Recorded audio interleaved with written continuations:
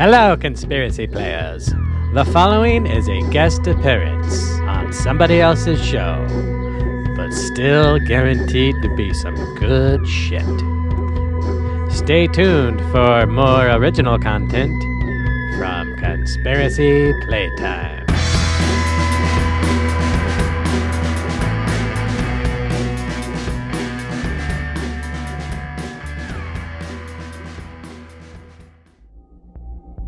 You see, something's going to happen. Something wonderful.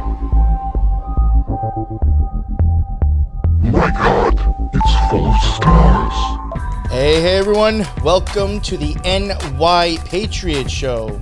Tonight I got my boy with me, Colby. He's co-hosting with me again. Always love it when I get to have him on in the passenger seat with me. It's always a good time for sure. Thank you very much, Colby. And if you'd like, let everybody know who you are in case they don't know by now.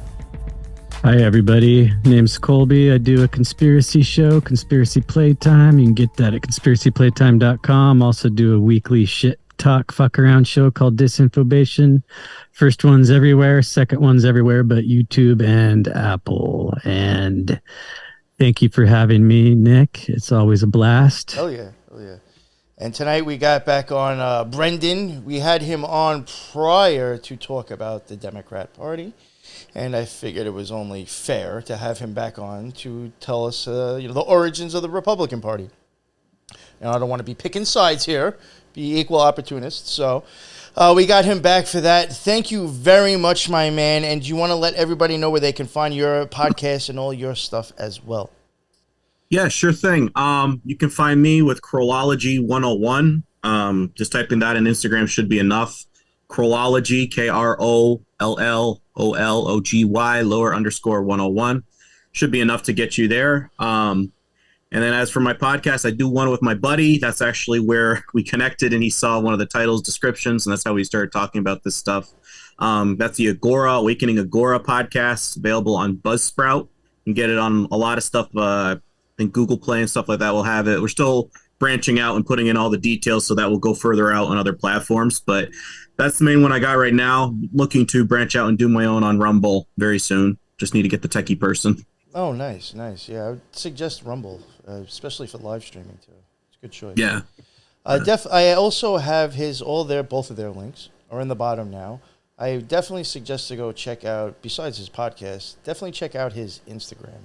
He actually has some pretty decent posts and informative, and he's got multi-slides and all that stuff. So definitely go check out my man's Instagram over here.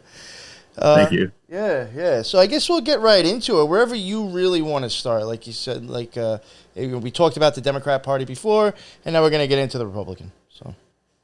Well, even like we did before with the Democrat Party, I have a lot of stuff connecting as to the Masonic aspects on both sides. Oh, that's so great. I can go Of full course. trivia right now. Big stuff, like even your what you've been discovering with why there are mortuaries right next to every freaking Masonic lodge. I have the answer for that. That's great. Yeah. So basically how the Republicans got their logo of the Republican elephant, that became popular under Grant. And by what is his name? I have it highlighted here. A caricature guy, there's a cartoonist. His name was Nast, and he was the one that drew originally the Republican because Grant was speaking about how he was considering a third term. And if you don't know that much on Grant, he ended his second term with a huge scandal, and people were like, no, there's no way we're letting him run for a third time. And it's like, okay, so the elephant basically was there in the corner being like, this is going to be the Republican vote. If you stick with it, it's going to be like a lump on a log. Whereas the Democratic Party, he drew that with a lion over the donkey and scaring all the animals in the jungle, going like, look how it's going to stay, blah, blah, blah. So that is where the origins of the Republican Party stemmed from. How it ended up continuing was under the guy, I didn't get his name because I was busy running around before we got on here, but he was the guy that coined the term McCarthyism in his cartoon. Oh, and if you looked up, I can't remember his name, but I know who you're talking about. Exactly. And a lot of people don't know his history. I did a video audio reading, but he was exposing who was basically behind politics in the book Bloody Zion. And he exposed this in his speech back in 1956. About 6 months later, they killed him. He was saying that it was it's instead of saying it was Jews and getting the whole anti-Semitic backlash, he decided to go with, I'm going to say, communism. And he was going after the Illuminati, all the stars in Hollywood that were doing this before it was cool. He was the guy doing that. And so they said, all right, we got to blacklist this guy because he's on to us. So that's where the term McCarthyism came from. Oh, wait. You're not talking about, I'm probably screwing this up, but I know he was doing the same thing. You're not talking about Ezra Pound, are you? Ezra Pound, no. Oh, okay, all right, because he was considered a whistleblower with that name, actually. At one point. Okay, no, I was just making sure. Well, he wasn't the first, but they tried to make him the last, if you know what I'm saying. You know, Yeah. Don't try that again. So yeah, the thing that I was discovering, especially with Grant, is that I'm not sure if you guys are aware of this when America became America Incorporated. Oh, Are you guys familiar with that at all? Yes. Like what year? It became, the year I don't Yeah. remember, but yeah, it was probably 1776 or some shit like that. That No. was it? Oh, later. Fuck. I do know it. It's 18 something, right? You're Yeah, I very don't know. close at 18 something, but what? But, because we did a Rome on the Potomac Is it episode where we did all 1876? that stuff. Nice. No, is that what it is? No, you're very close, though. You're very close with just getting to the 18s. But 1871, Legislative Act of Congress, February 21st, 41st session, Chapter 62, page 419, is when America's Constitution basically was rewritten. And it became U.S. Incorporated, that we're a foreign corporation. Basically, human beings, everybody born after that, your stocks, your bonds. And this was under Grant. Now, a lot of people are going to, like, if you Google who was the Freemason presidents, as I've been doing a series on that, I think you've probably seen one or two of those. Yes. Grant is not listed, but he definitely was, because I have several photographs of him putting his little hand in his jacket, doing that classic little pose. And he's also the guy that accepted the Statue of Liberty. Now, if you're familiar with The what first the Statue tranny. of Liberty, yes, I love it. You're ahead of the class. You get a sticker. I was actually being sarcastic. But hey. Greek transvestite sun god Helios, yes, where we get our heliocentric round Earth theory from. So, if you want to believe in that, okay, I have questions. Why are you picking something off of weird tranny Greek god? Yo, that is one thing I do want to get at. A lot of stuff that looks androgynous, in my opinion, is actually more of transsexual. When people want to be, oh no, that's just an androgynous religious picture. No, it's a fucking tranny. Yeah, I mean, even the guy Or a the two guys hermaphrodite. that made it were Freemasons.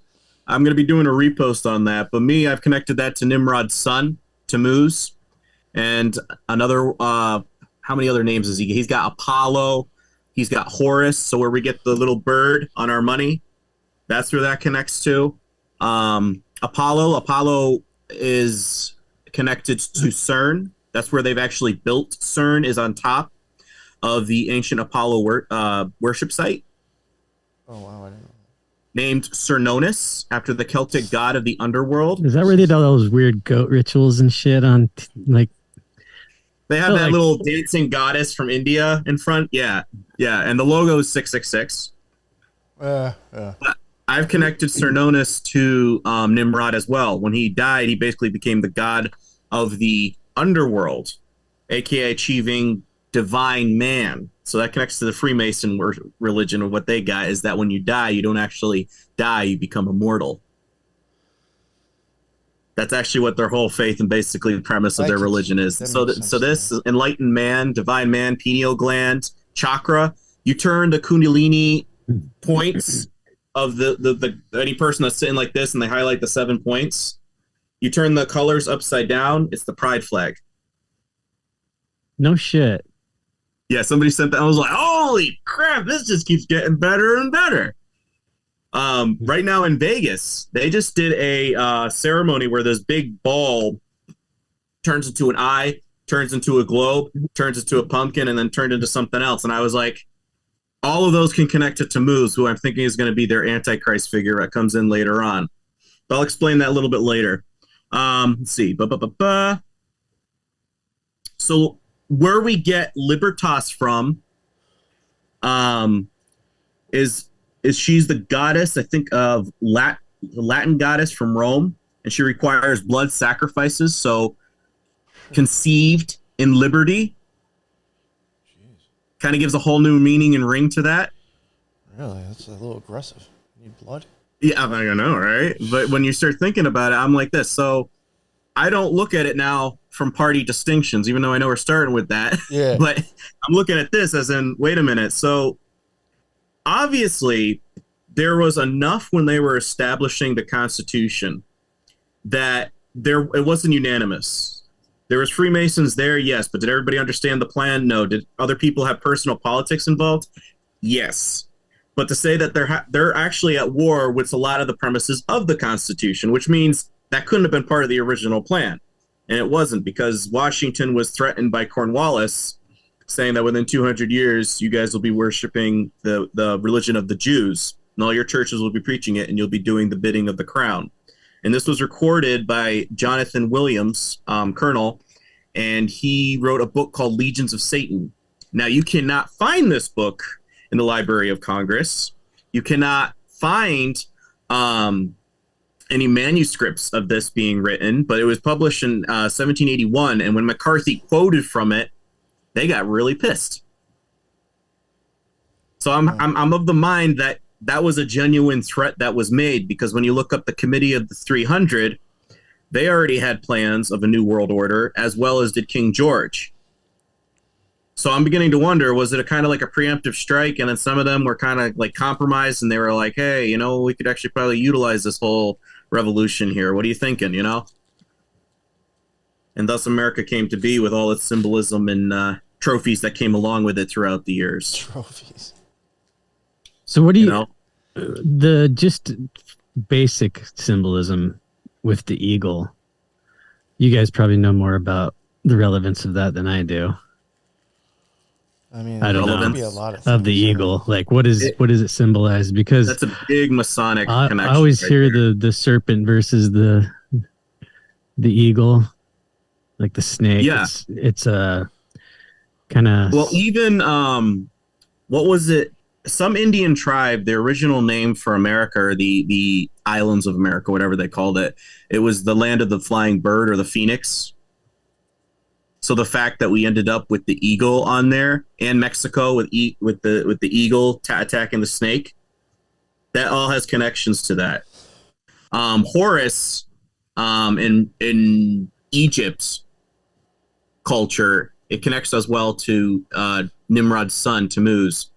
He's affiliated with the bird, because Horus and Ra eventually merged. And this is what I'm telling people: it's not like your black god of this continent sort of thing. It's like, no, this is a story that repeats itself in multiple cultures all over the world. Doesn't matter white, black, whatever. It's the same story at the core. And when you look into it, it's a death cult. The whole adrenochrome thing, that stems, I think, as well from this whole Nimrod thing. Excuse me. Because what I think occurred is that when he died, his wife was going around saying, listen, he's dead, he's gone into the afterlife, but in order to maintain his immortality, we're going to have to require some blood sacrifices. So give us your kid's blood. We'll give him a little bit of that sacrifice, and then we'll also sip a little bit of ourselves to maintain a youthful complexion. nice. That's personally what I think is going on, because that's what you see all these freaking nuts doing, is trying to look youthful, trying to gain immortality. That's the ultimate goal of Freemasonry, is trying to reach divine manhood on your own without going to God. You know what's weird is that do you ever see the movie Jupiter Ascending? That's I've heard the title. haven't seen it. Wachowski siblings movie, correct? I don't know. Is it that had the the chick Matrix? from that 70s show? Was it? Yeah, and one of the Guy from 21 was it Jump Street. was it Channing Tatum? Yeah. I think he played Is that it guy. good, dude? Because I heard it was a pile of dog shit. I mean, it's cheesy, but the whole thing is, the premise is very much on that, to where like they had people like, basically like there was like somebody from, I think it was Jupiter or whatever, somewhere out there, was like coming to other planets and just like harvesting people's like energy. And eventually they'd be put into like these jars, and they'd come and just like, harvested people, and then they'd be taking baths with this shit, and it would start making them young again. Oh wow! And it was like really bugged out, and there was a part where that girl from that '70s show, there was a time where like bees were like all around her, and like somebody was like, "See, you're special. They understand royalty." And Freemasons show bees a lot, so I just thought it was interesting how you mentioned, Freemasonry, and then a tree. Well, this is what the Wachowskis made after they both fully transitioned to. This is their like movie as the Wachowskis, because they were the Wachowski brothers with the Matrix. Then they were the Wachowskis when one of them transitioned. Yeah, and then Jupiter Ascending was their first movie as the Wachowskis. Oh, well, I mean, it's nothing like the Matrix, so obviously, Yeah. There's side effects to doing that, as you can see. It's all programming. That's a great fucking analogy. Yeah, there's side effects to making that decision. Your shit sucks now. Watch this movie and then watch this movie. Something went It's basically wrong. the sequel, but just like a reboot. Yeah. Sorry to interrupt. But I was doing some reading the other night, and basically I made a connection where basically in Freemasonry, they're following the guy by the name of Enoch, the Bible. And there's two Enochs, but they basically merged them into one. And pre-flood, for Noah's Ark, he recorded all this knowledge that was gained from God and put them into some vaults so that they would survive the flood.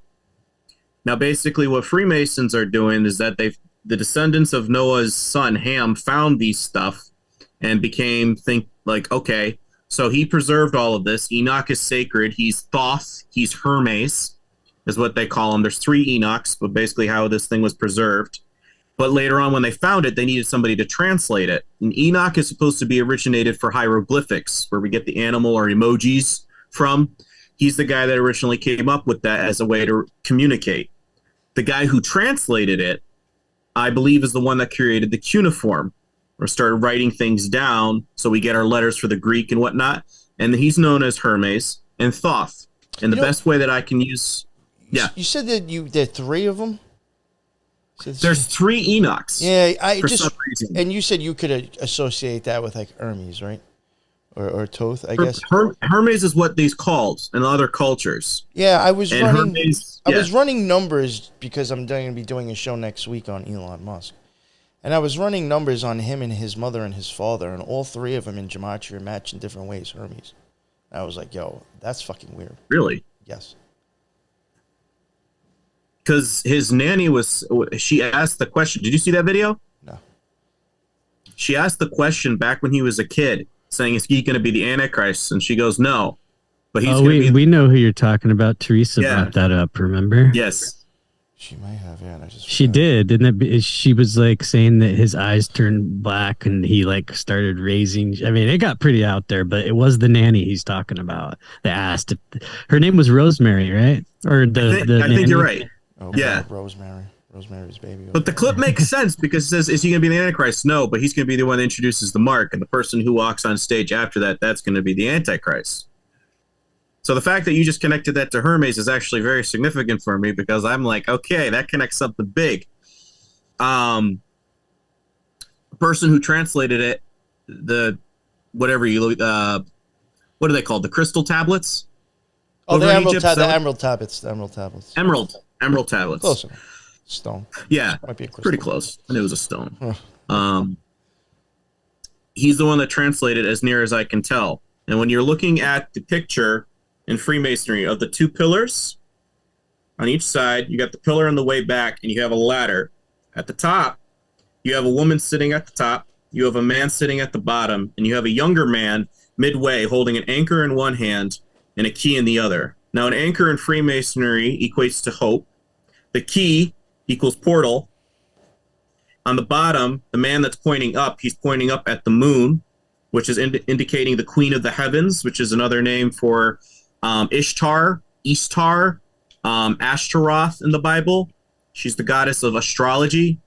She's also, you can purchase the Sigil of Ashtaroth hoodie or t-shirt on Amazon, and that's what it's called. On the Witch Coven website, she's accredited to the origins of that. So Nimrod's wife is accredited to witchcraft. and he's pointing up at the moon. When you go across the way, Semiramis is sitting underneath the sun, and I think she had a finger pointing up to the sun. Sun god worship connects to Nimrod, so it's a full cycle what's going around. The one that's in the center, and the fact that he's holding an anchor means they're placing their hope in him. So if their son was the one that translated the original Enochian tablets and this knowledge from the gods, quote unquote, then he's the one that's going to basically probably be the Antichrist spoken of later on in Revelation. Connecting this to what they're about to do now with the Catholic Church is that they're already prepping the narrative that during Project Bluebeam and whatnot, that they're going to be having Jesus was inseminated by alien DNA. And he's got this Messiah figure that comes out is going to intercede on our behalf to the former Sumerian gods and speak on our behalf to be the intermediator, Hermes, between the gods and helping us gain immortality. I just saw these sex toys on Twitter where it's like an alien dick that shoots eggs into the person. It's like this new fetish they're trying to roll in. That's the thing, dude. They are subtly putting that in everybody's minds. That this is like the extreme of it right now, but soon enough it won't be. That's weird. Yes. Yo, I honestly think, I've seen other people make posts, but I think between both of them, those weird airplane videos, that one chick saying that person down there isn't fucking real, and then that one dude asking that he's telling them, I'm going to jump out of the fucking plane. I feel like they're like prepping us for like people saying like, I mean, even this whole thing, this thing with Britney Spears trying to touch this 7.5-foot tall fucking basketball player. It's like, oh, what is he going to come out? I was like, oh yeah, I was an Anunnaki and I've been playing basketball. And I'm you know? Like, where are we going with, like, why are we focusing on just like weird, silly shit? And that's what it's just subtly putting it in our minds so that when this stuff starts happening. Oh yeah, they've already been here. Well, one of Elon's maidens, Grimes, she has alien shit that she says is alien seeds in her back. They like did these implants when they were tattooing her. So it's just like this whole fucking idea of Jesus being inseminated and him being somebody who's going to march in the Antichrist. It's fucking weird. No, they're going to use him as the Antichrist. They're going to say, oh, yeah, it's Jesus coming back, but he's going to be like, helping us gain immortality this way. I mean, it's just so contrived, everything Elon does. Like, it's not even, he's so transparent about it. Yeah. Well, even, did you see the new thing with Zuckerberg, the new logo for Threads? Oh, that looks like a 666. 666. Yeah. I was like, really? I'm going to have to look at it right now. Yeah, because I got it, and I was looking at the top. I have a photo of it. I'm like, that's a 666. And I'm like, oh, I got to do a screenshot and post this. I'm like, fucking nobody's going to I'm surprised he's able to name it Threads, to tell you the truth. Isn't that a little too close to Twitter? Is there they didn't like have a trademark over the threads of Twitter? Or is that just what they're informally called? Who knows? Because he says it's his Twitter-like platform or software, but Threads is what you write in Twitter. It's just a little too close. I don't know. Well, I guess Threads are used in bandwagon. I think if you probably think about it, though, how many sites already use Thread? Is that just what it is? Yeah, well, I don't think you could probably say it's strictly Twitter. You can't copyright it. Yeah, somebody should have a long time. Are you guys familiar with the origins of the World Wide Web? The name of it? Yeah, it was the government, wasn't it? Where it stemmed from? It stemmed from CERN. And TCP/IP is like we're running our shit on the stuff that they've developed. Yes. I'm sure some stuff does help. I do believe that, but it's like some people like silliness with my last co-host from the Occult Rejects. Not knocking the dude, but this is just some of the silliness that I think, people don't realize. Like, I got to get on like another fucking app to call you so we could talk about what the fuck we're going to do as our next topic. Like, yo, if somebody wants to fucking listen to us or see what we're saying or doing, since we're using their fucking technology, I'm sure they can do it whenever they want. Like, all these fucking apps, like calling through Discord or using, I forgot that other app that everybody loves thinking it's like fucking solid and perfect. It's just like, come on. I mean, do you really Telegram. think like, I really don't.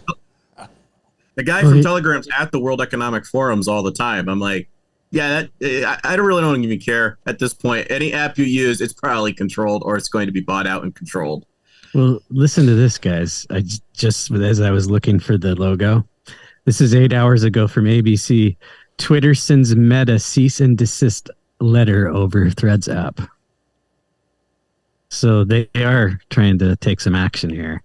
Anyway, just a little side tangent since I wondered if that was too close. They seem to think so. They probably don't have a case, but it's probably just some more fuel for the whole fight that's going to take place at the that's exactly what it is. And it's just they're both really, getting a lot of attention over this. It's pretty smart. Yo, if the public is like all in an uproar and excited about that, that shows you how fucked up this country is. I know some people who are like, dude, I would pay-per-view that. I just so many of. I was saying that to my wife. I was like, could you imagine 20 years ago like this? Like if people were doing this, would be like, yo, what the fuck is like going on here? Well, South Park. This is like reality TV now. Yeah, you remember the South Park episode making fun of Game of Thrones? They had Bill Gates and the people from Sony going to war. Like they were fighting to the death because they had PlayStation 2. 3 or 4 or whatever coming out with the Microsoft one, whatever that is. But yeah, that's what's going on now. Only it's going to be more like WWF style, right? And that's fake. Wrestling's fake. Zuckerberg would fuck him up. Entertained and docile. That's honestly what it is, dude. And distracted. On top of that, like the Titan sub, the fact that there was 5 passengers on board, Poseidon fathered 5 sets of twins. In the Freemasonry vision of the New World, they want the Atlantean kingdom to come back, whereas there was the rule of 10 kings. So basically, they want to resurrect the fallen angels, have them rule over all of us, and which is biblical because it says there's going to be 10 kings that rule over the nations. I was like, okay, you guys really like have this whole vision of what you would like to see happen, but you're going to dumb everybody down into accepting this mark of the beast system because it says in Revelation that after people have accepted this mark that goes either into your right hand or your forehead, so like a barcode, basically become a human credit card, which is kind of already what we are. We just haven't had the chips put in us yet, but you can't buy or sell without it. You can't get into a store, facial recognition and all that crap. But it says once you've accepted it, that there's going to be a plague of locusts that have the face of like men, and they're going to be torturing everybody for 5 months, and people won't be able to kill themselves. I'm like, well, why wouldn't that be possible? Because you're connected to the immortality grid, baby. Oh. Don't you want to live forever? That's some scary stuff, man. I'm like, I wouldn't want to be around for that. That's going to be some nasty, nasty stuff. Sometimes I think about like that movie Birdcage. I think that was the movie where it's like if people would see like the shit, they'd go crazy and like kill themselves or off themselves. Sometimes I wonder, like, is we gonna get like some freaky? Yeah, we'll probably be dead by then, but who knows? But like, people like us, yes, they're talking too much. But shit, like, could it? I don't know. Well, people actually, in my opinion, I think that movie. In my opinion, I've said this about I think Midnight Mass because of the way they act after they drink the blood. In my opinion, like that's almost as if you pushed a magical experience onto somebody and they didn't understand what it was. They would think they're actually lost their mind. And I could see if they were stuck in that experience wanting to kill themselves. Yes. Or kill others. So I just say, Yep. So like those movies, it's almost like, is that predicting like how fucked up magic's going to get on the population at some point? Illusion. I mean, even Hollywood. The very name of it derives from the Druids, and the Druids are the one that preserved this Brotherhood of the Snake, going all the way back to the Tower of Babel. And you look at Hermes, aka Nimrod's son, Tammuz. His vision is the eye. That's his symbol is the eye, and the Caduceus staff has the 2 snakes on it, the medical symbol, and it goes all the way back to them. Then you got Moses in the Bible. One of his first things that he did against the magicians in Egypt was drop his staff on the ground and had it turn into a snake. Then he held up the bronze serpent in the wilderness, and it was a snake again. And the Phoenicians, after they were getting wiped out with the giant blood that they had, they escaped up to Ireland and Germany. Where do we get all of our holidays from? The Irish and the Germans. The Christmas traditions, the Halloween. We get a lot of that stuff from them. Even the Easter Bunny, that comes from Ashtoreth over in England. But Hollywood what that vision, was about. Okay, so even when we do St. Patty's, what is he famous for? driving the snakes out of Ireland, aka the Druids. Yeah.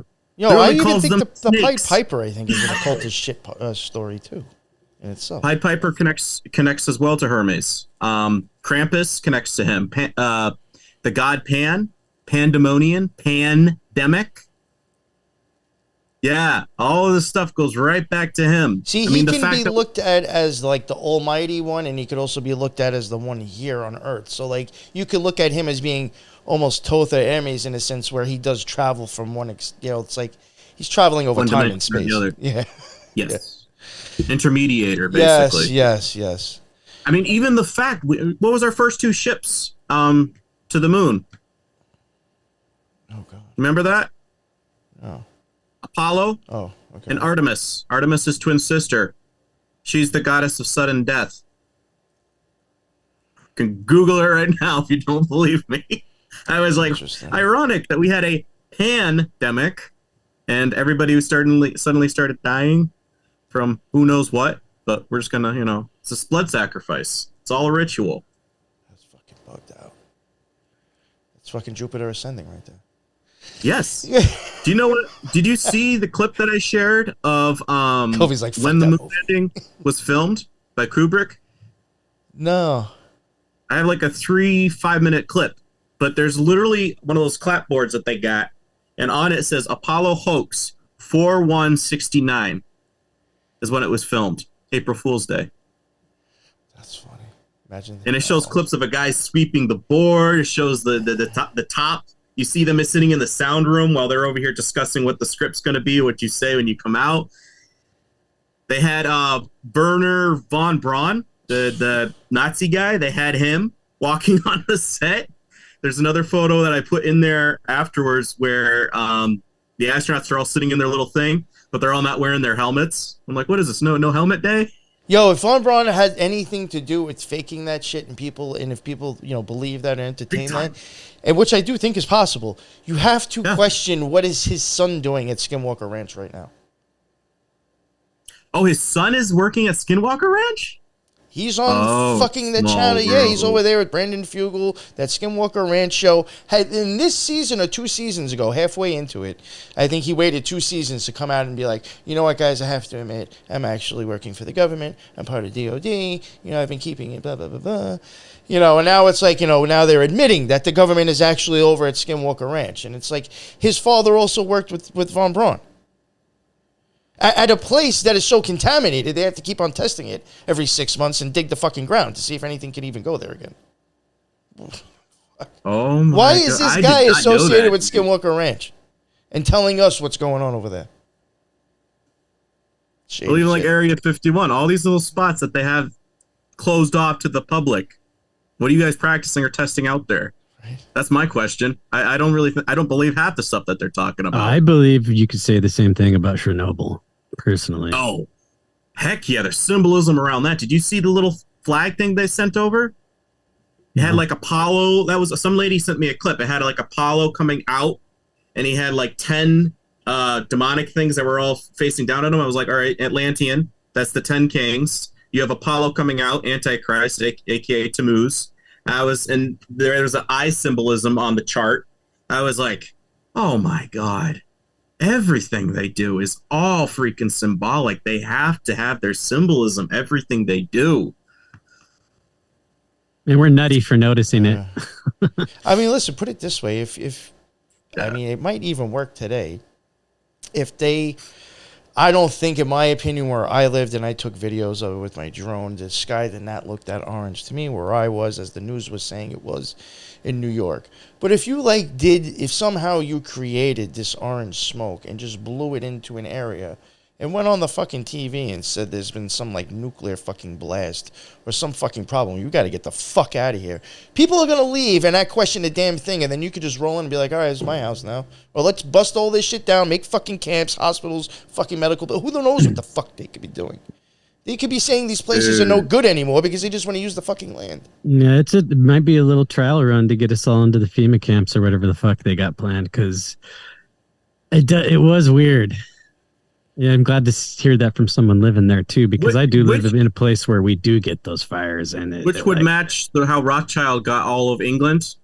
throwing out the panic. Oh, there's an invasion. There's an invasion. And ended up buying up everything. Just be like, go to the camps. Go to the camps. You'll be safe there. They're all like protected compounds. And they're like, okay, now we got all the gullible ones in one little spot. Let's start executing people. Oh, well, that's what they do with the cities now. That's what I'm saying. Yeah, but that makes just sense. pack everybody into high-rise buildings, into little closets. Yeah. Or put us in 15-minute cities, aka jail.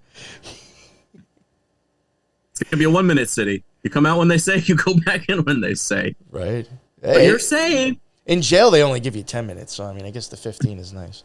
I do want to get back to the Democratic Party at some point, but did you guys see what RFK Jr. is doing about wants to do with drug addicts? They're like 5-year minimum commitment Peace Corps treatment facilities, and he's basing it off the San Pellegrino, Italy treatment center built in 1979. It was basically just a cult who got caught abusing people, but you have to stay for 5 years. Yo, is this like at least some like Synanon? He said this. Is this like some Synanon style rehab? Yeah, and he's an ex-heroin addict apparently. But anyway, I just thought that was interesting since we were on the subject that he's kind of. I don't trust him. I mean, there's some his logic and points are kind of like, that's interesting. That's interesting. So he's talking a good game. That's how he gets you.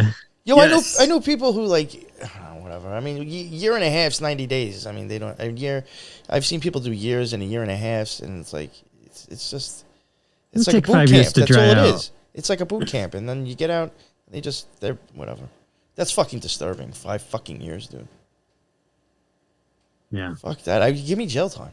I'll send you guys afterwards the link to that of him saying that on TV.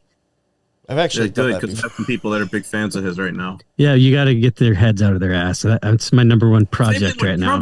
Trumpers do. There's some people that start following me, and I just glance at their page because I don't know if I'm being stalked by whoever. So I'll glance at their page, and I'm like, oh, you're probably not going to like it. I'll do you the favor. I'll just, MAGA Bro 69. Yeah. Or 2024. And I'm just like, no. I don't want to break your heart, your little, fairyland. Apparently, the Barbie movie is supposed to symbolism how Trump's putting everybody asleep. Did you guys hear about that?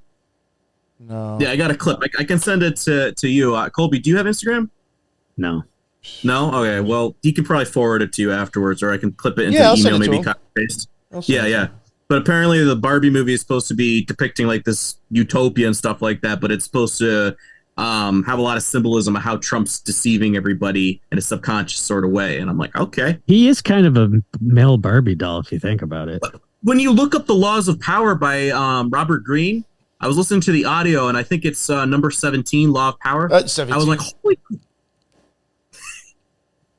when I was listening to it, I was like, holy crap, that sounds exactly like Trump. How you convince the crowd, how you get people to follow you. I was like, that's how you get a cult.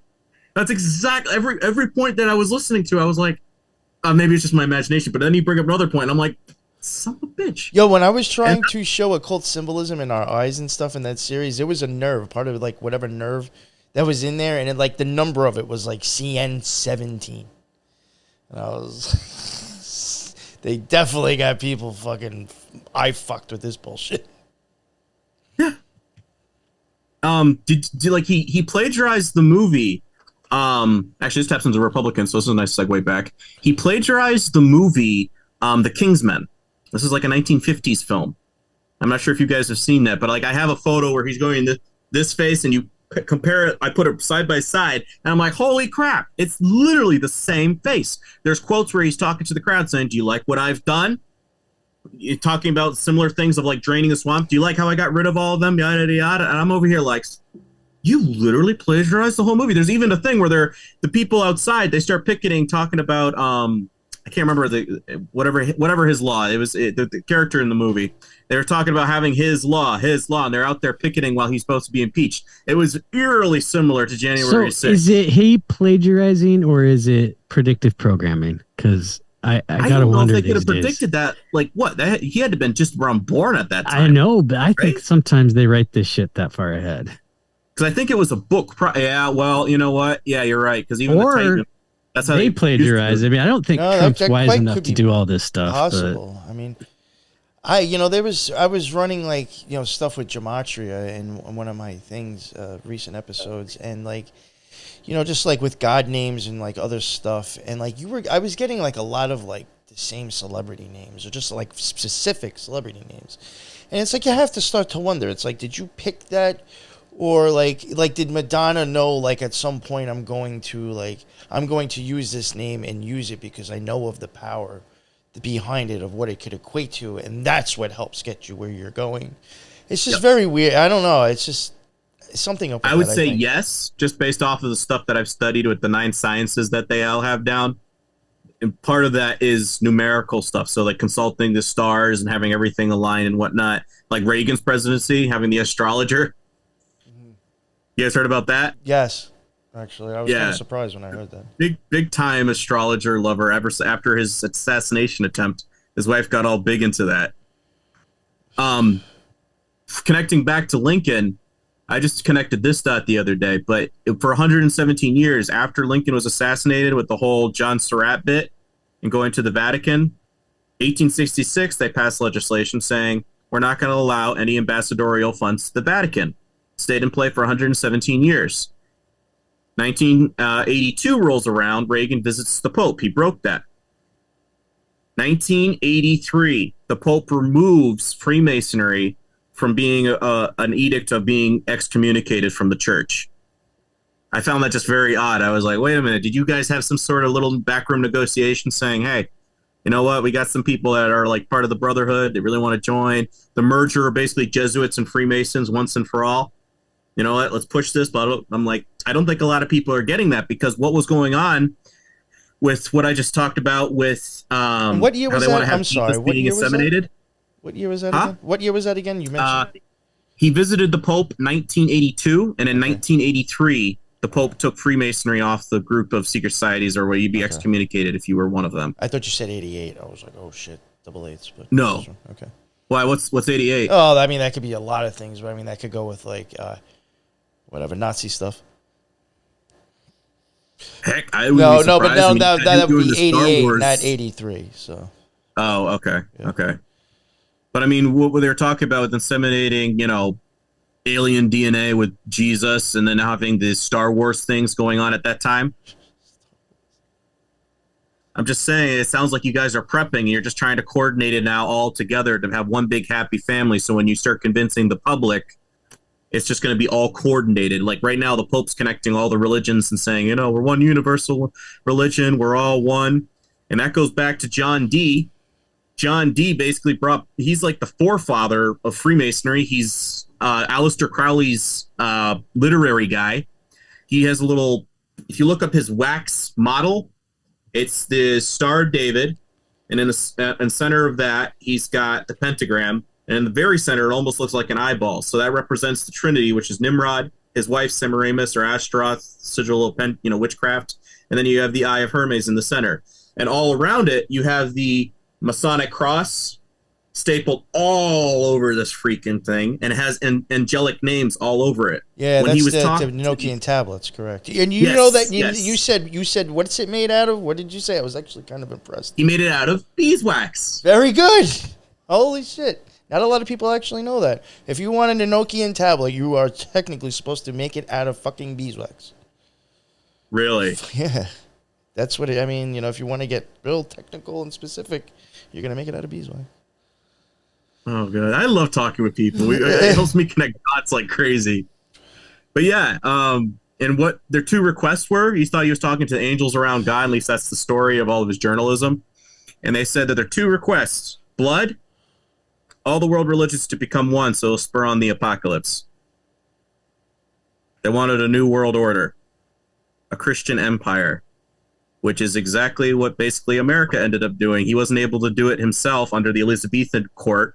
Who was? King George. He tried it. Didn't work. But now, after 1871, they've been steamrolling ever since then. I mean, I think, half of the 14 presidents that have been Freemasons were in the 19th century? You got Delano, you got Teddy Roosevelt, you got Gerald Ford. Who's the other one? Well, at one point, we were getting a Skull and Bones dude regardless. I mean, we had Bush. Oh. I mean, he was like neither him or the other guy. It's like either one of ours. Yeah, the Skull and Bones. Again, I think pirates were Freemasons. Because that's, again, the whole logo, that goes back to Egypt. I've even said, in my opinion, even pirates, like I question if that's an occult tale. I'm sure there is such thing as pirates now, but like back then, was that in the treasure map actually just occult talismans and art? Well, piracy was a thing in the flags, but I'm saying the flag symbolism and the fact that Yale picked that as their logo. What is it about the skull and bones? And you look into the origins of the skull and bones, that possibly connects to somebody that was a Knights Templar. And considering the Knights Templar is the ones that went underground and formed the Scottish Rite of Freemasonry, and people are saying that's not true. Well, you look up half of these freaking presidents, they achieved the Knights Templar. How do you do that if you're just a Freemason? Like, you know, like how does that two connect? Because you went underground and you formed a secret thing because people were wanting to execute you for freaking spitting on crosses and crap. They found King Solomon's ring, which is the Star of David, aka Star of Remphan. That's Nimrod's star. That's a witchcraft star. It talks about it in the Bible in Amos and in the Book of Acts. It's a much more powerful symbol than the pentagram, in my opinion. Yeah, that's on the outside, then the pentagram, then the eye. And I'm like, yeah. It's basically the Ouija board of Ouija boards, dude.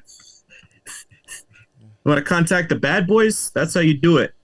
Anyways, the going back to the U.S. Incorporated, it's run out of Puerto Rico, and I've talked to a lot of Puerto Ricans and saying how they're treated like second-class citizens. But that's where the IRS is basically laundering our money. It's a de facto international monetary fund. Your birth certificate is a bond trust account, and the bar. So when we're talking about lawyers and stuff like that, a lot of people don't know what the real abbreviation stands for. It's the as near as I can tell is B stands for British, which connects to the Cornwallis threat that within 200 years will be doing the bidding of the crown. So it stands for British, and I think accredited reserve. That's weird. Reserve. So we're basically being traded like stocks, and our social security numbers are basically how they determine you're making this much money, you're making that much money, and they we got to pull the plug on this one so we can get their money. But constant cycle going on. What's his face? The guy that took over after Lincoln, Johnson, he's the one that started reversing a lot of the progress that was going on with the Reconstruction of the South. He's the one that pushed the 13th Amendment through. And that basically means that if you go to jail, you basically are no longer even a citizen. You have become a slave by default. And I think the 13th documentary talked about it. I'd give it like an 8.6 out of trivia because they're trying to hail Obama as a good guy. But I was over here like, yeah, that's bullcrap. But it gave a lot of interesting history. And it also explains how the staunch South used to be pro-Democrat and how the North, who used to be Republican, and how that all switched. That was under Reagan again. Because Reagan was saying we want to be the law and order party. So when all these hicks are starting to see the Hispanics and the black people being arrested, they're like, yeah, law and order, that sounds good to me. They're like, okay, we're going to start voting this Republican thing because we get rid of the minorities that way. When I was in prison, I mean, no lie, I took it, unfortunately, fortunately, I did take advantage of some of the laws that Obama pushed through. He was pushing through like these federal things that were like knocking points and time off of people's shit. And I'll tell you right now, so many fucking people that I was locked up with because they benefited from that, they were pro fucking Obama when they had no idea a thing about politics. This motherfucker's getting us out faster. He's the fucking best. And a lot of soldiers felt that way when he got elected too. All it takes. Wow. And they don't know, dude. A lot of them don't know anything about politics, like we just did in the whole episode with the origins of the Democratic Party. Like I just did the posts on Harding, but I always write in my inscriptions a whole lot of extra trivia. I was connecting this dot that Albert Pike was friends with Giuseppe Garibaldi, and he was the Italian revolutionary that basically united Italy into one country. Garibaldi was a fellow Freemason. And a lot of people didn't connect that dot, but I was, because he lived in America for a little bit in New York around the 1850s. So it's totally plausible that he and Pike met because Pike ended up becoming good friends with him, and I think this is where it occurred. And later on, he went to visit him over there. And now Pike's the one that predicted the 3 world wars. And again, Austria was heavily involved in this it was French, Austria, and Italy where this guy kept circulating around from. And the fact that Austria was one of the key places, I was like, well, that's very interesting because that's where the whole World War One thing spurred off of. So I'm kind of curious if they were kind of already sowing seeds then with all their connections and whatnot. And the first place that he stormed when he started this whole revolution was storming the Italian island of Sicily. And this is where I was thinking, I'm like, wait a minute, is it possible that the mob or mafia were sponsored as well by Freemasons? Oh, yeah. I mean, if you really think about the whole thing with the mafia, I mean, it's like, it's so secretive and kiss my fucking ring, all this. It's like literally like dumbed down, like secret society-ish in a sense. Yes. And where a lot of the mobs, where they come from, Sicily. Yo, you can go. I mean, I know people discredit Vice. I know some of their shit is like a little ridiculous, but like you can go on their shit, and I think they have like a 7-minute episode, probably from like a year ago now. But like they even showed how the mafia got popped running fucking cocaine that had Freemasonic fucking stamps on the bricks, and they were like, really? Well, they got busted running fucking coke for the Masons. Oh my gosh! I mean, even look at Gladio. Look at Gladio. That's magic in itself. They're putting out all these little Italian, cells to cause problems. I mean, like, do people ever wonder, like, was that part of the mafia here? We're allowing them to do that shit, or we're just, it's basically reality TV then too. Who knows? But that's striking fear into people. I mean, think about this is how silly it could have been. You're going come here, you go get a few dudes or a few fucking kids, pay them off a couple of bucks, go rob a fucking few stores, for, in the next few days, and now we'll go in there and tell you we're going to make sure that doesn't happen again. When we're the fucking ones who already did it to make you scared and think you need us. That's actually like a smaller scale of what the government does. It's stage magic. That's all that shit is. Yeah. They promote all this fear, and then there's like the Patriots Act. The scare on a larger scale, and then we're going to throw this law to protect you. That's always what it freaking... Right now, what they're doing with all the pandemic laws, they're ironing out all the flaws that they saw in the loopholes, so that when the next one comes around, no, you don't get a say. Go to FEMA. FEMA for you. We don't... That's what they're honestly doing, but they throw it out, they test to see how it works, and then they write down all their data and analysis, then they're like, okay, this is how this guy responded. This is how this guy responded. How can we fix this so this does not happen again? Then you get people like Freud. Freud's nephew. Are you familiar with how women started smoking? Was that Bernays?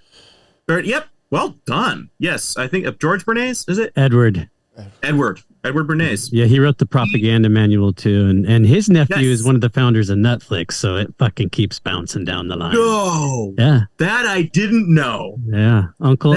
Huge. It is weird. Anyway, to get back to the smoking thing. So basically, I think it was 1930s, 1920s.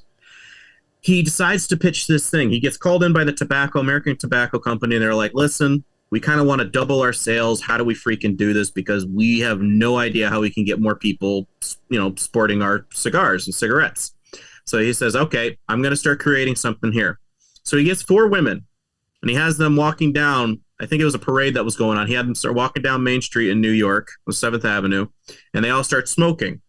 And of course, this becomes sensational because women don't smoke. And the fact that they're doing that in such a prominent location and everybody's getting these pictures, it starts circulating. As opposed because they did not have TV just yet, start circulating in the communities and in homes, talking about, well, why not? Well, why is it so taboo?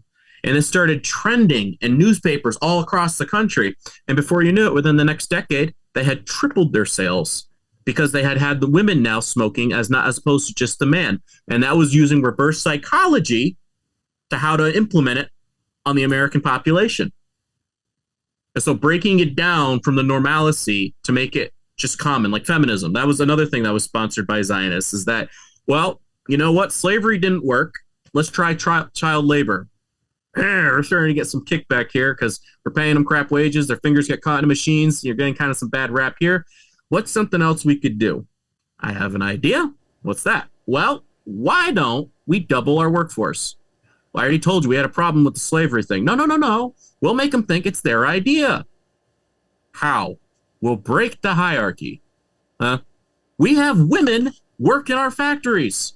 We'll double our workforce overnight, and we'll make them think it was their idea. That's where the term boss bitch was formed. They just didn't say it like that back then.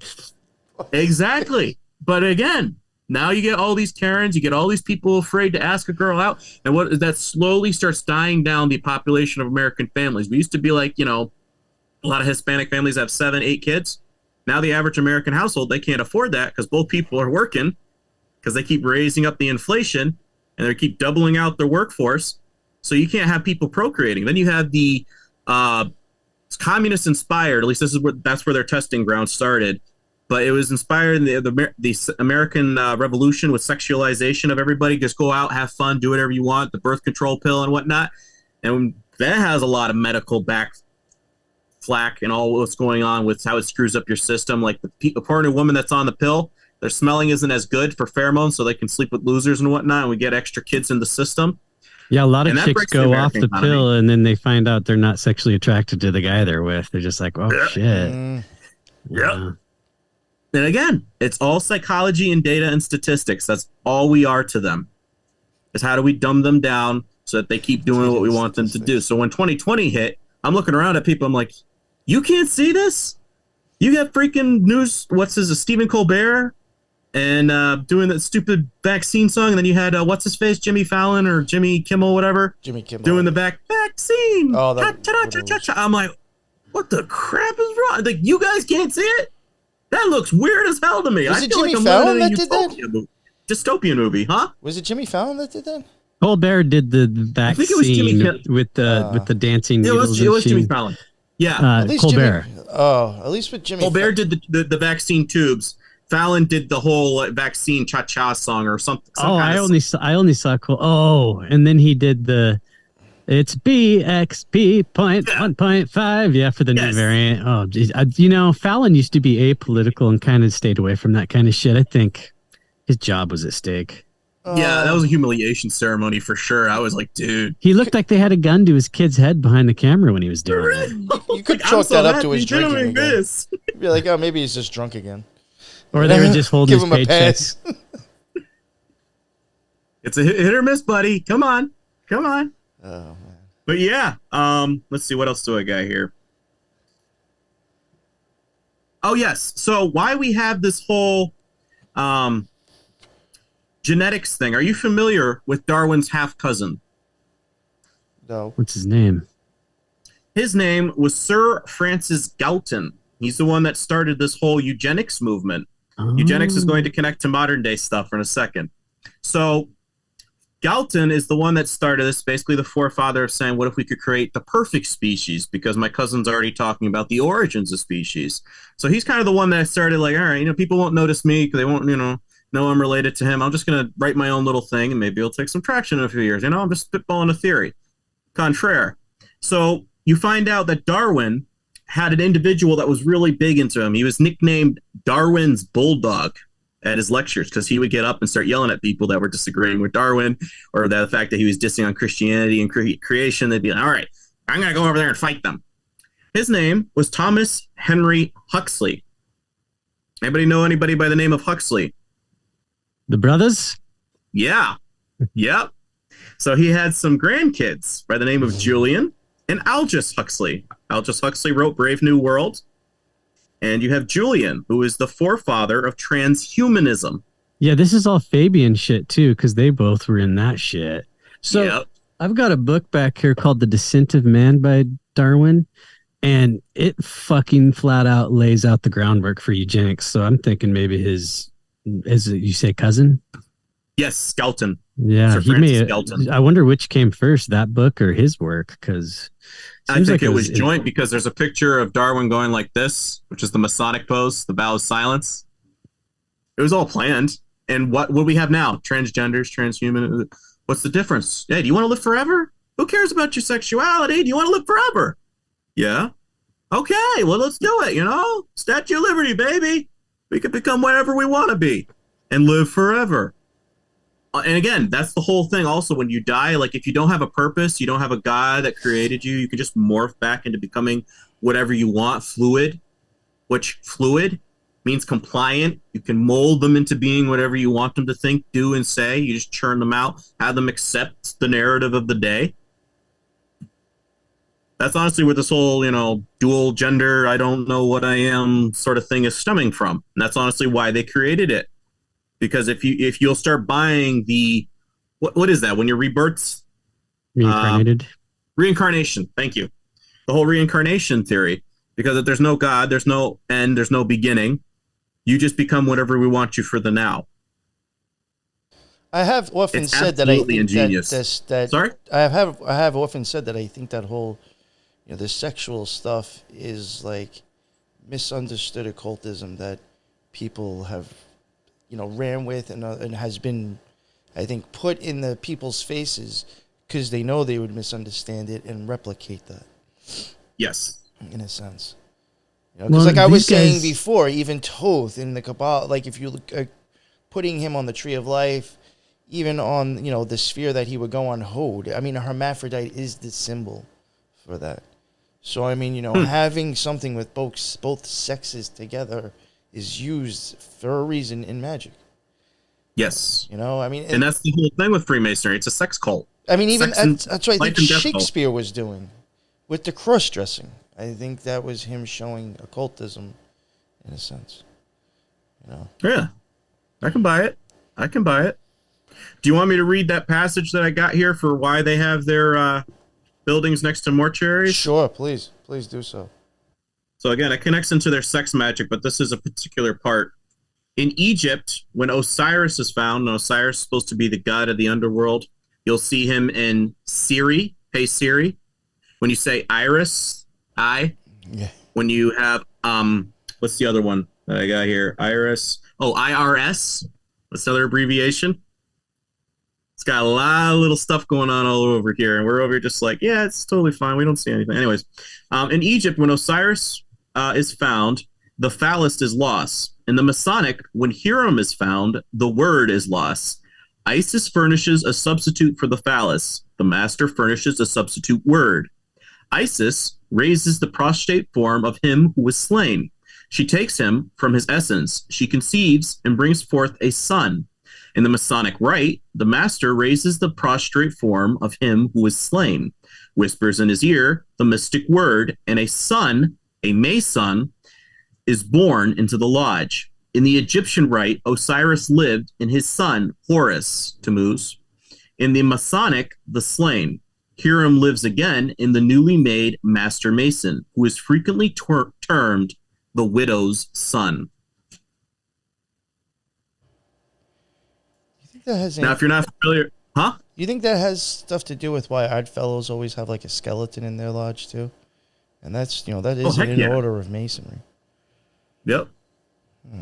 Because when Nimrod, Osiris, whatever you want to call him, when he died, it was said that they cut up his body into 14 pieces and then threw it all over the place, and they were only able to recollect 13 pieces. The 14th they had to make out of clay. They molded them together, but he didn't die because he was reincarnated in this beautiful kid that he gave me via the tree, aka Christmas tree that we have.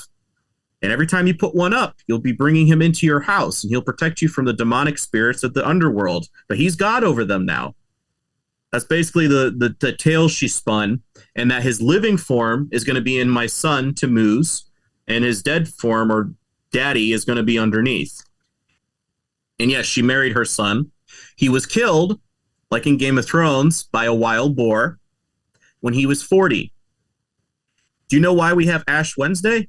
And why would they eat pig? Tammuz. Why they put T-shaped cross on your head? T. For 40 days, because he was cut short and his life was cut short in his prime. Yeah, like even in like, that was something I found interesting, and it's like, you have to start wondering, like, is it, a lot of people will take it as like, oh, they're trying to pervert the symbol. And it's like, no, they're not trying to pervert the symbol. It's just the symbol has come from somewhere else, and just other people are using it. But like even in the OTO, sometimes prior to even the Gnostic Mass, not really too often, but initiations, Yep. Maybe they never did it. Not initiation, sorry. Like rituals or like special things. If something's going to get done, if somebody's going to bust out some sort of ritual and do something, sometimes before you enter the temple, they'll take their, I forgot the name of the oil. This abramelin oil, I think it might be. And they'll do that whole thing on your forehead before you go in too. I mean, they're using the cross as well. Yes. It stems from a Syrian Babylonian region. So the fact that Christ was put on that, it symbolizes the bronze snake in the wilderness. He basically was taunting the death cult, saying, you know what? I got a life cult. And it's kind of like Aslan. Have you ever seen that one with Disney? No. There's a line where Liam Neeson's character playing Aslan, he voices him. He says, don't quote the dark magic to me, which I was there when it was written. And then he dies on the altar later on in the movie. And then he comes back. Why? Because he reversed the spell and all the stuff that went into it. So there's a whole symbolism with the fact that it's a T-shaped cross. Why was that the exact thing chosen? It's because it was symbolic. It's a reversal. It's reversal. So they think they can achieve divine godhood or divine man via their own good works, via their own, status and stuff like that. When the very fact that their initiation, I was watching a clip called Freemasonry from Darkness to Light, and the guy had on each side one guy that was inducted into the witch and one side that was inducted into the Masons, and line through line, it was almost the same exact thing. Maybe 2 words off here and there, but it was like the same initiation phrases that were said, the same way you were brought in with like a blindfold, then you'd kneel or kiss somebody's or whatever. And it was like, if they are that freaking similar, that just sounds like another freaking branch. I'm wondering if what you're talking about is So Mote It Be. The OTO will use that a lot in the Gnostic Mass, and the Masons use that as well throughout their stuff. I mean, I even know somebody who's been on this show, Mark.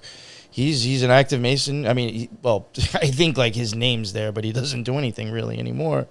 But he is he is a Mason. He told me that they say that a lot through like their important stuff. He said that phrase is used, and he's like, that goes back to other stuff, so that shows you right there.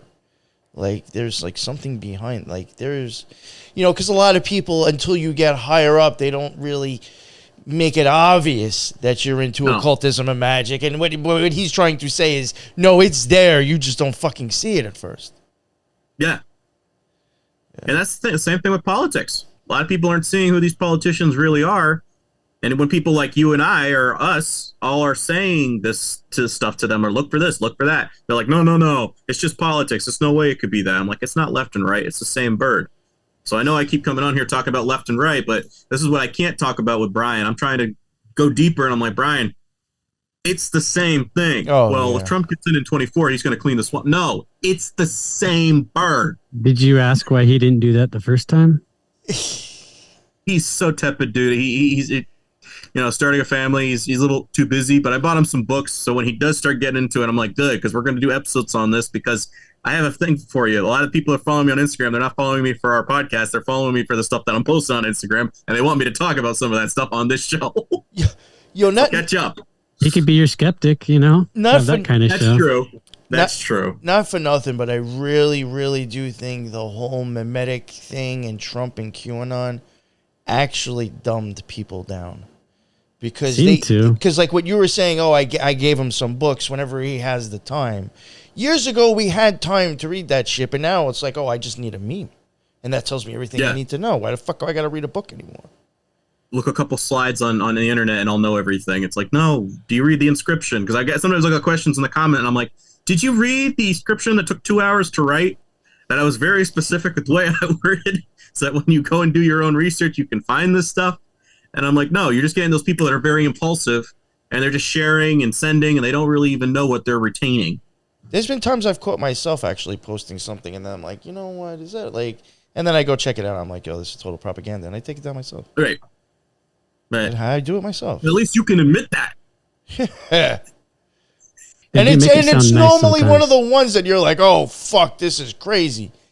And for some reason, it catches me at a moment where I don't fucking even question, which is bad. And then, like, once I start to, I'm like, I'm like, oh, yeah. That's total bullshit. Like, there's even been times where I've, like, even caught, like, wait, I don't even think that fucking news title matches that picture. And then actually typing in the head of, like, the news article, and then it popping up. And, like, yeah, see, there it is, but the fucking photo's in Photoshop. Right. And I'm like, right. wow. Yeah, it happens. It's sad, dude. I honestly looking at some of these people and I'm like, so who do you? They send me the comment or questions. Who do you have? Who you trusting? Who you voting for 2024? I'm like, I thought I made it abundantly clear. I don't go for any of them. You gotta vote for somebody. Yeah, well, is there anybody? And I'm like, well, how about a Green Party candidate? Oh, that doesn't count. I was like, okay, yeah, I'm just joking with you anyway. Yeah, but if I had to, I'd do it their way. Yeah, what kind of shit I'm show do you think but we're like gonna everybody have? they prop up as an option. I'm like, seriously? This is like a cheap cheerleader that can't afford pom poms, so they're going with cotton balls out there saying, "Vote for me." Yeah, it's like, that the best we got? You know, on this show, we've said that a libertarian is an anarchist with his dick tucked between his legs. Have you ever heard that saying? Oh gosh. Well, you would have only heard it if you listened to us live last week. But No, and I can see that analogy because I think a lot of people. I'm not making fun of you in particular. No, right. Because I actually am a registered voter, and I'm registered as a libertarian, but I've never voted for one. Even that's the same thing with me. I'm like, my heart is libertarian, but I have conservative values that I actually conserve as opposed to other conservatives. I think they're conserving, I don't know what, but they're not conserving jack in my opinion. But there's a lot of people who label or categorize themselves as libertarian because they're like, oh, both sides are crazy, so I'm just going to be libertarian because that's the cool one, and I'm not a part of any of the crazy groups. And I'm like, no, you're a narcissist. You can't choose a side. You can't articulate, because when somebody like me comes up to them and I'm like, yeah, well, this is the reason why, and I go into all my conspiracy lists as to why I've come to the conclusion that everybody should, kind of rule themselves. It doesn't really matter what legislation goes by at the kumbaya equality rights. I mean, I'm so neutral when it comes to being politically correct. I'm considered controversial when I state my own original opinion, and I'm seeing these other people, they get mad at me, and I'm like, no, I've come to this conclusion because I understand the occultism of both sides, and I personally am just going to be libertarian for myself. It doesn't mean my party's the best. It doesn't mean I champion my representative as the be all end all. I just saying that's just me. But everybody else, I think they just go into it because, like you said, they're anarchists with their dicks between their legs. They actually don't have any backbone, and so they go with something that sounds cool, but they don't really even know what they're doing. Well, and even the candidates of the last two elections, neither of those were libertarians, but they stood behind the LP and called themselves that, and it was like, yeah. Well, the girl, I didn't even bother because she was so boring, but the other guy didn't even know where Aleppo was. Right. I'm like, God, you don't even know geography. How are you going to be a representative of my country? He was an idiot. Well, he could have always followed back and said, hey, I'm so fucking libertarian that I'm against foreign conflict that I don't even pay attention to the world. So I'm your guy. True. Could have made it work. That route. But yeah, he was okay, but not for me. Nah. It's sad. It's sad the options that they're giving us, and it's sadder that Oh yeah, you when you look into people like DeSantis and whatnot, it's not getting any better. Dr. Torture.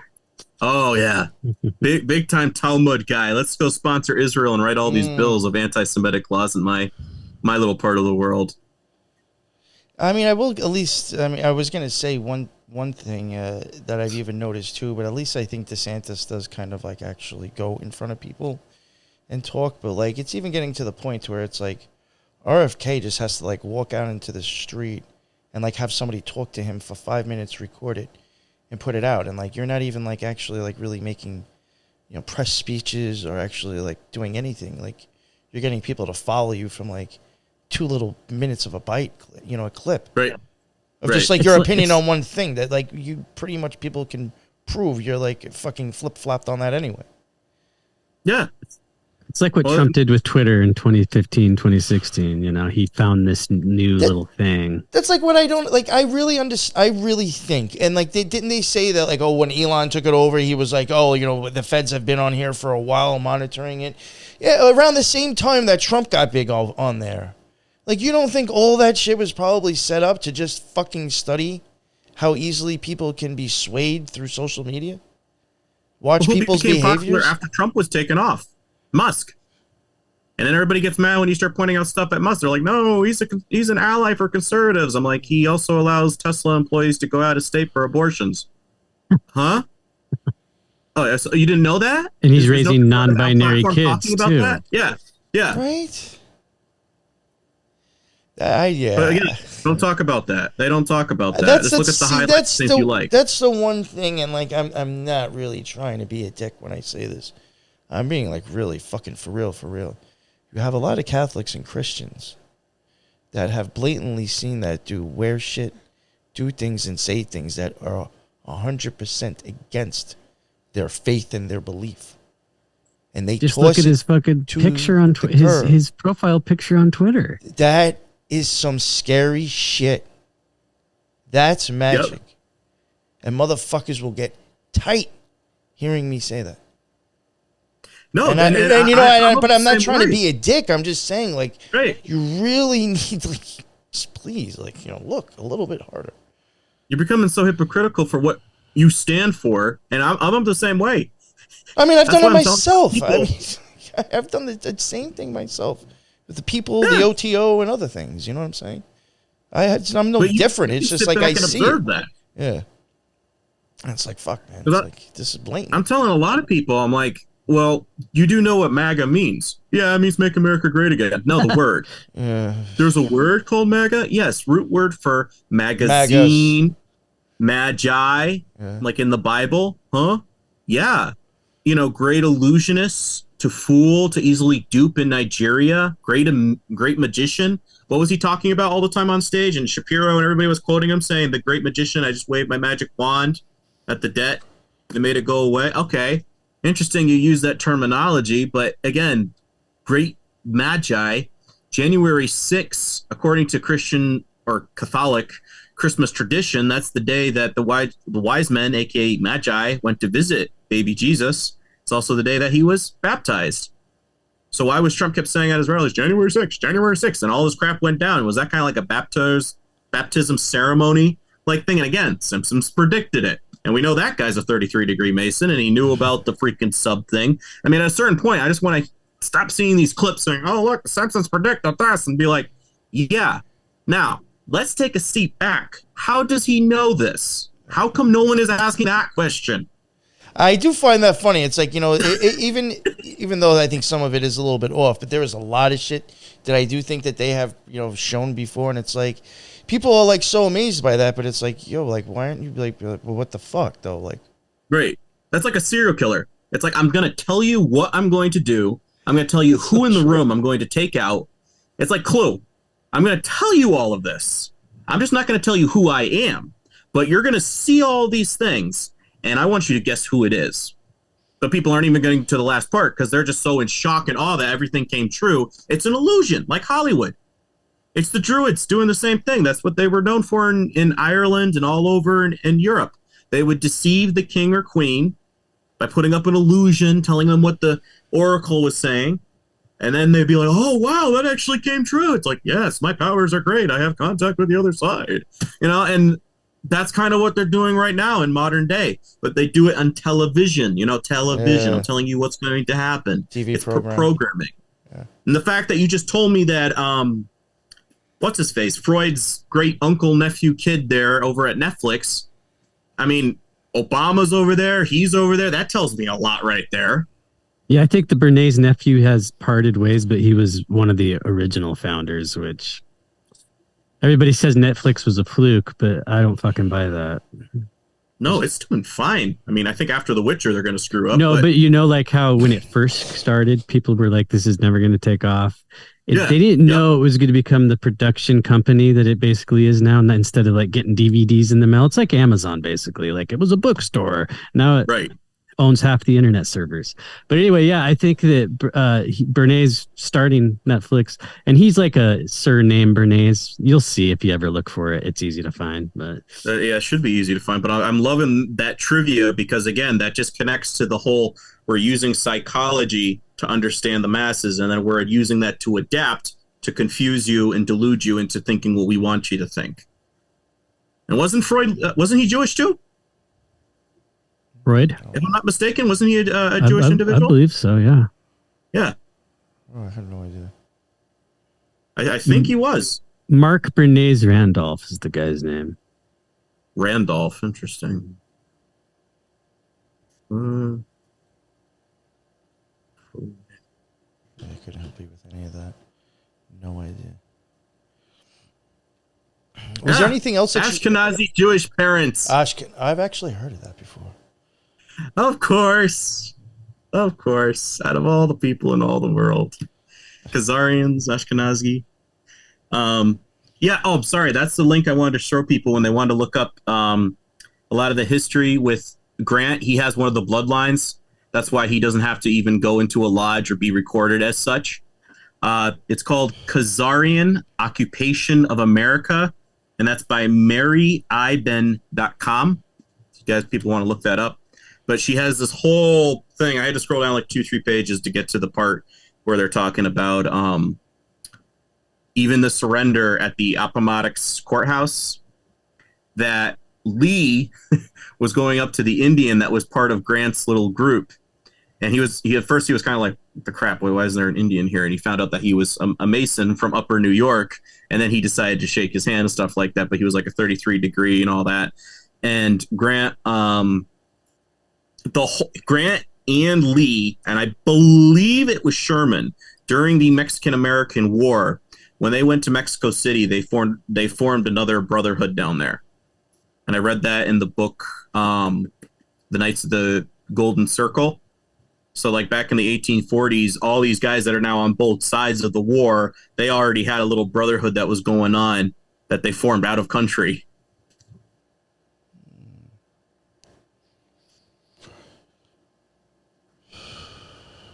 My sound still on? Yeah. No. Oh, it went dead quiet. I was just getting ready to say something. No, I was fucking blowing out my head. It's meditating, man. No. I was fucking muted. I was saying something and it said, your computer's muted. Yo, I do that. I've done that often. Or I'll be muted and then I'll go hit the mute button to cough and be like, wow, I just turned on my mic. Oops. Can you hear me now? Yeah. That's a spiritual gangster's move, I think. Yeah, oh, for sure. Yeah. Yeah. Was there anything else? Because I know we bounced around a lot, but I thought it was a great talk. Was there anything else on that you wanted to, hit before we wrap it up soon? I mean, I could always go down a lot of other random trivia. Again, the book Bloody Zion is what I'd recommend for a lot of people if they want to start digging in as to the real reasons the Romanov family was executed, is over what Dad knew about the Freemasons. How the Christians were actually persecuted in Russia, but we don't talk about that. There was a bunch of millions that starved, but the Jews' temples were all left alone. They didn't bother to touch them at all. Really makes you scratch your head on that one. JFK, how the Mossad had their hand in that. For people who were Christian or Catholic, how the author of Left Behind series had connections to the Skull and Bones. So the whole theory about the rapture really has me scratching my head saying, I don't know. I think that's to make Christians docile, so they're like, oh, I get out before it gets really bad. I don't need to worry. Oh, wait, what crap's going on? So then you're in that split second. You have to make the decision now. We got a lot of docile Christians. I call it cubicle Christianity, because what we see now, the whole fact that we have church buildings, that's not even biblical. That stems off of the Tower of Babel. Where did Nimrod build it? He built it over the fallen Watcher's prison. And he was using it to consult their dead spirits out of how to build a tower that would reach to the heavens.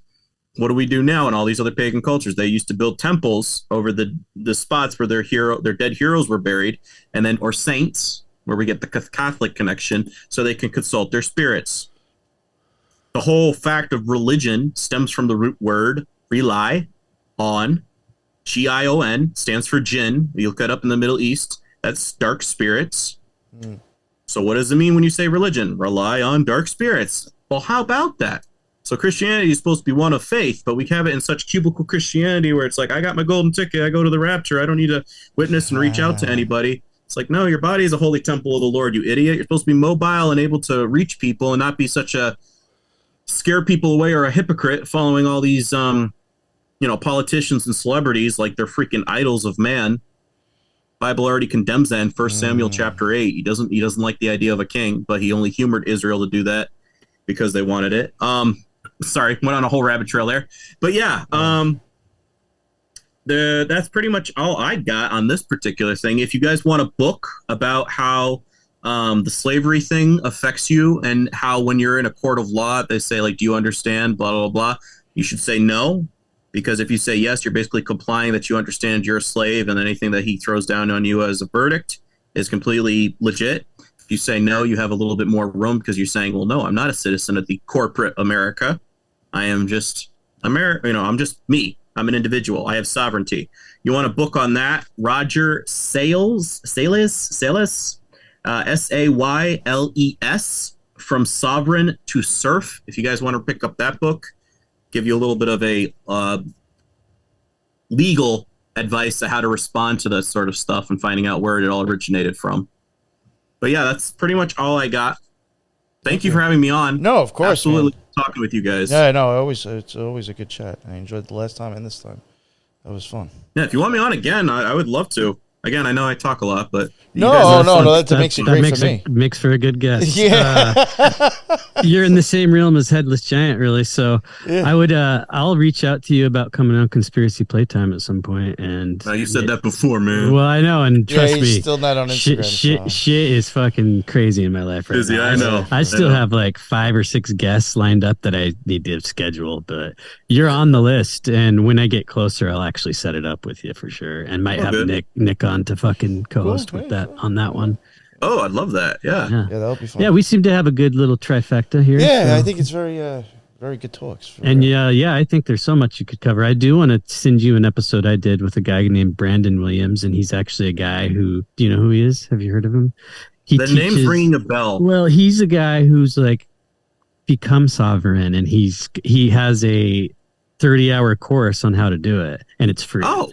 You actually can like listen to his spiel on my show and see if it's something you'd want to see, because it's one of my most downloaded on Spotify, and this guy is starting to catch on. I don't know if he's a shill trying to get us all fucking in trouble, but he's got me convinced that my child that's going to be born in November is not going to have a birth certificate.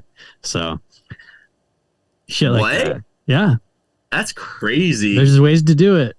I'm just saying, like, it's doable. Okay, sweet. He knows some Mormons. What's that? He knows a few Mormons. Oh, there you go. don't register your children, guys. Come on. You're putting that stamp on them. Which is technically true. There's a lot of crazy things if you think about it. I mean, you're like even like allowing them to like fucking start pumping them full of shit as soon as they come out too. Like, I don't Not think doing that either. People like don't. I don't. It's just so. Oh, just do it. Just do it. That's what you're supposed to do. Yeah. It's very unfortunately.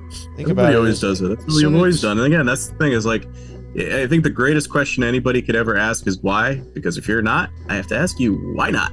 Because you should be asking and having wonder about everything. If you don't, well, then you're Rockefeller's dream of the education system. You're smart enough to do the job, but dumb enough not to ask any questions. Yeah, it's pretty sad. All right, do you want to let everybody know where they can find your stuff again, Randy? Oh, yeah, Krolology, KROLLOLOGY, _101. Should be enough to find me on Instagram. And Buzzsprout, you want to look that up. You should be able to find it on Google Play. A lot of people download primarily from there and Spotify. So, yeah, if you want to listen to that one, that's the Awakening Agora podcast, where Brian and I talk a little bit more on politics or community issues in our cultures and stuff like that. Try to get a little bit more of that with him. But then the other one I'm going to be spawning soon, hopefully on my own. Nice. Yeah, let me know about that. Sure. And good luck with that too. And Colby, appreciate it. Yeah. Let everybody know where they can find you. Go to the front of the show and listen to it. Just kidding. ConspiracyPlaytime.com for video feed for the Conspiracy Playtime show. Everywhere audio as well. Disinfobation, different kind of show with you Truthcast Dusty from Twitter. He's a fucking character, and we just talk as much shit as we can and make sure that when we're done, the floor is all sticky. And that's why it's called Disinfobation. You can find that anywhere but YouTube and Apple. Love it, man. Dusty's awesome. What a silk bitch. Yeah, right? That was a good one. The links for both of their stuff is all on the bottom. Like I said before, definitely go check out Brandon's Instagram. It does have some quality posts, I think, out there. Considering what there is to look at, I think he's much better of a content creator. Thank you. Yeah, and thank you both again for coming on tonight. I know this was Friday. You might have had better things to do, but I appreciate you both coming on. And, you smoked. I don't think you do, right? You don't smoke weed? No? Not the last I checked, no. Well, at least me and Colby got a little buzz going for our Friday night. Yeah, so did I, actually. That's so bad about these vapes, man. Won't catch myself. I had to quit doing those, man. And then I'll be like, fuck, man. I'll be like, yo, I'm feeling it now. And I just took 5 fucking hits. Like, oh, what's coming? It's like you start being like, oh, what's coming now? But, yeah, I had a good time tonight for a Friday night. Thank you both, gentlemen. And, until the next one, everybody be well. Later.